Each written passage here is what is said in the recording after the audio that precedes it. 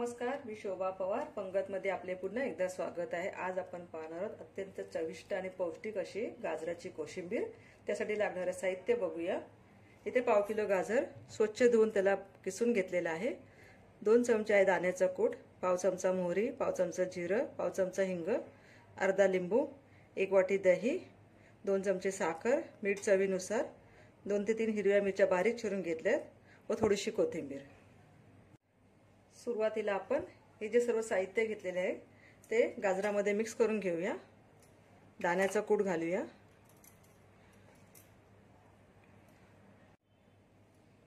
मिरची घालून घेऊयात, कोथिंबीर घालूया, मीठ व साखर घालून घेऊया, 1 वाटी दही आहे ते घालून घ्यायचं आहे।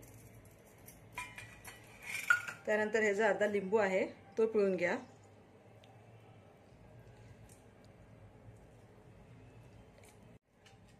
आता हे सर्व साहित्य गाजरामध्ये मिक्स करून घ्या।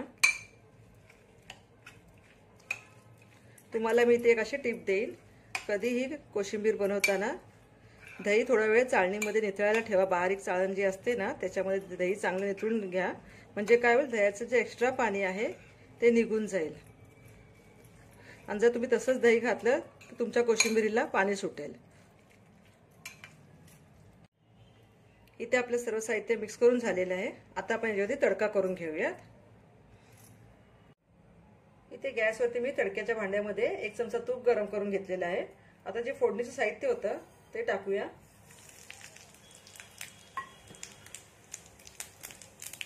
आणि जिरं मोहरी चांगलं तळतळू लागल्यावरती गॅस बंद करायचा आहे।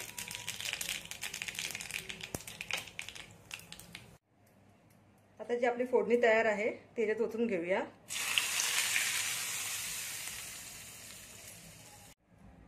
आता आपण ही सगळी फोडणी टाकल्यावरती कोशिंबीर चांगली मिक्स करून घेऊयात। आपली कोशिंबीर तयार आहे। आपली अत्यंत पौष्टिक व चविष्ट अशी गाजरची कोशिंबीर तयार आहे। ही कोशिंबीर तुम्ही कोणत्याही पुलावासोबत किंवा बिर्याणी सोबत खाऊ शकता, चपाती सोबत सुद्धा ही खाऊ शकता। तसेच तुम्हाला माझ्या रेसिपी आवडत असतील तर माझ्या रेसिपीला लाईक करा, माझ्या चॅनलला सबस्क्राइब करा। धन्यवाद।